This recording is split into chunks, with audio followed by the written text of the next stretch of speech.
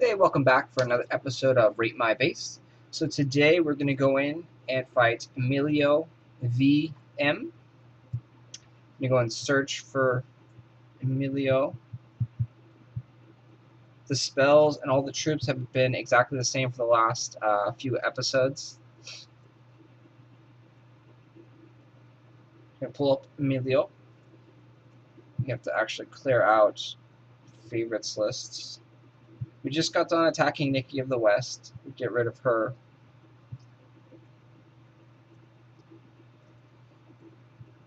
We have to go back in and actually search for Emilio again.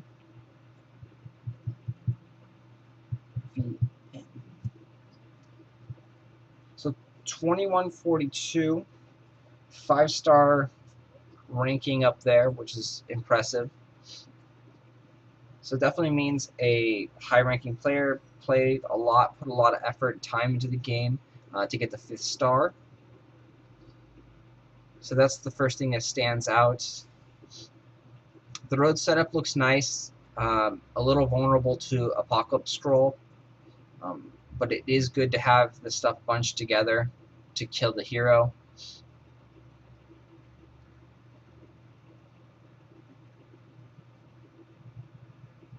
The barrier placement down here should swap these out, or not swap them out, but leave that one there. That one's fine. But you can actually go to the corner and burn both of those. So you want to move that one up to right there. That would be a more effective spot, especially if that is a firebolt cannon. That right there should be a firebolt cannon. That's the best placement for them. Then everything else looks standard. He has some snake towers, so this is going to be a tough fight. We know he's going to be a high-level player because he has the snake towers, which mean he's at least throne room level 7, I believe.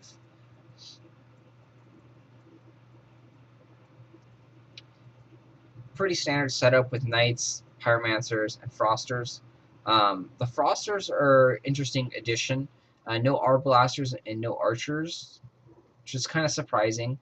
They do a lot of damage. The frosters and the pyromancers, they don't do that much damage, especially the frosters. They won't do much. They'll slow your troops, but they're not going to hurt them that much. The pyromancer, on the other hand, will do a little bit more damage, and they'll also do damage over time with the fire effect.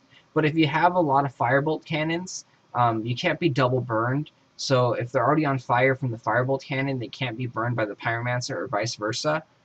So they'll still take the initial damage when they get hit with the fireball, but they won't take the damage over time because they already have it on them. So that's something that hopefully there's not tons and tons of pyromancers in there. With this setup,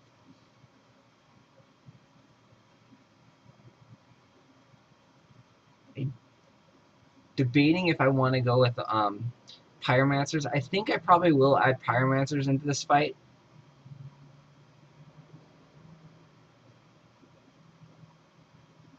The only issue is if I add pyromancers, I probably am going to take out the cannon, and because the cannons aren't as effective against someone that has a long road that has high level troops, because the cannons are sitting back here, the troops are right here, the cannons are getting destroyed by the troops and the pyromancers.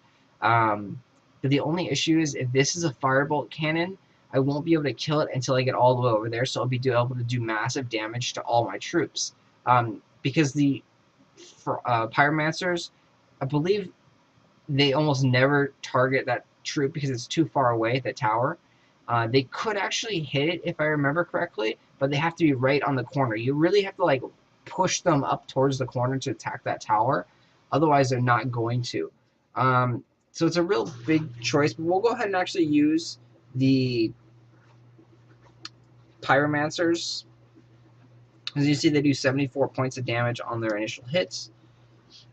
So we're going to go like that. It's also nice to have paladins, but then we wouldn't have any troops to really kill his knights. So it's a fine line there. We'll keep this set up. I would potentially like to attack this base with paladins, pyromancers, and arblasters, but we don't have another slot available for a paladin. So we're going to go like this. The spell's set up, and what we're going to do is we're going to bring out one pyromancer in the beginning, because you don't need to attack with multiple pyromancers. You just need one or two, because you're just trying to burn all his paladins, and you're also going to burn some of the towers. But mainly, it's one or two pyromancers to help burn the troops, and that's how you use the pyromancers as an attacking vessel. And then we're going to bring out a lot of our blasters here. So hopefully our hero is able to take care of most of the paladins, and then we can go that way. So one pyromancer, and then we'll bring out two R blasters to start. And we're going to slowly build up an R blaster army to help us take out his ranged troops.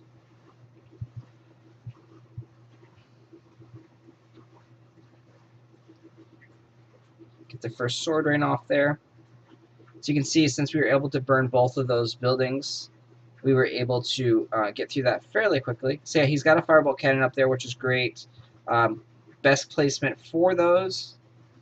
I'd kind of be shocked if people actually didn't have those in those placements, especially people that watch my videos, because they know where to place towers, because they've learned a lot. They've learned good placements. They've watched these videos.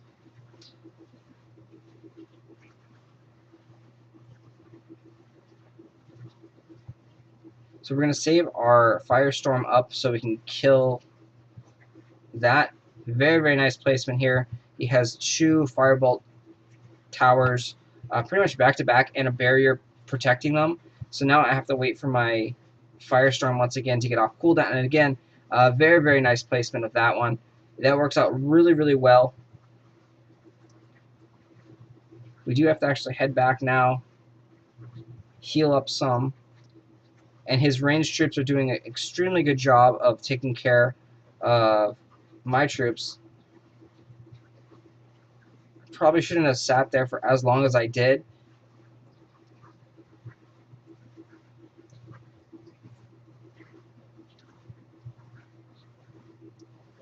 So I was initially thinking he had too many paladins, but it's worked out really well for him. I probably survived there, so I need to regenerate.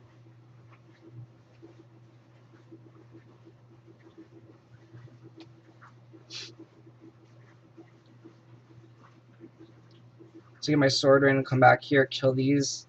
You can see this is what the big curve is all about, and without having a cannon, that one firebolt tower just sits there and does massive damage to all the troops.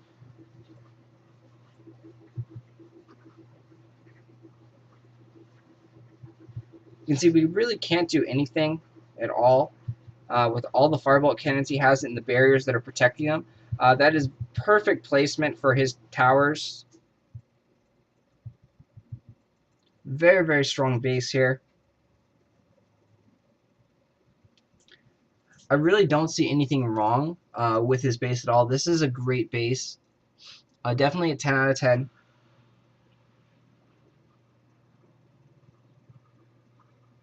You can see it's very, very tough to get through. Without using the cannon, you can't hit that firebolt tower. But when you do use the cannon, you pretty much are wasting two cannons to kill that one tower. And then the cannons are useless after that. We'll go back in. And I'll explain to you why the cannons are useless. Because the cannons, like I said in the beginning, will come up, they'll kill that, they'll shoot over here, and then they'll attack this over here, the firebolt cannon.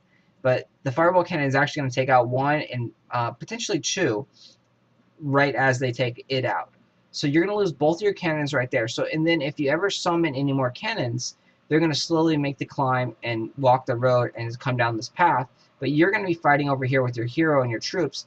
And then now all the ranged troops that he has are going to sit here and pick off your cannons. Because your cannons are also going to stop, actually. And they're going to try and shoot that barrier right there. So this is a very, very good placement of everything. The barriers aren't too close together. Because you see, if you're trying to kill this with your hero, that means you're not really spending that much time over there. You do want to try and kill the... because he has firebolt cannon, firebolt cannon, firebolt cannon. So you do want to break down this barrier, save your firestorm this one, and then touch that barrier. You're not really able to get back and hit that one. So it's a very, very good placement of everything in here. And like I said, cannons after the initial killing this one is pretty much worthless here. So if we had cannons, we'd be able to summon 2 in the beginning to kill these towers, and then that'd be it. And so it'd be like we don't even have anything there. The benefit is that you get to kill this tower, which is really, really strong in that position. It's very, very problematic. But the downside is you lose a troop slot. So you have a really big choice there. You could also Apocalypse Scroll on the corner right here. That is another variable option. And then going down and scrolling twice over here. But without using scrolls, you're going to have an extremely hard time getting through this base. So all in all, great job. Even with using scrolls, you're going to have to use a minimum of probably 2 scrolls to get past this base, and maybe even more, because everything is upgraded fairly well. Good troop waves. This combination actually works out pretty well. So I'm surprised. I don't really remember where the Frosters were in the wave setup, but it did work out really, really well. So all in all, great job there, Emilio. And like I said, I probably wouldn't change anything, actually. This is a really good base. People can take notes of this and copy this base as well. It is fairly expensive because you do have 1, 2, 3, 4 firebolt cannons, and you probably have a couple more over here. But again, this is a high-level player. I'm actually kind of shocked after going through the base that the trophies are this low, only 2171, because someone attacking this base, they're going to lose a lot of times. You're not going to get very far, and I'm surprised you haven't been pushed further up in the leaderboards. But all in all, this is a very, very good job, and I definitely recommend people to copy this base.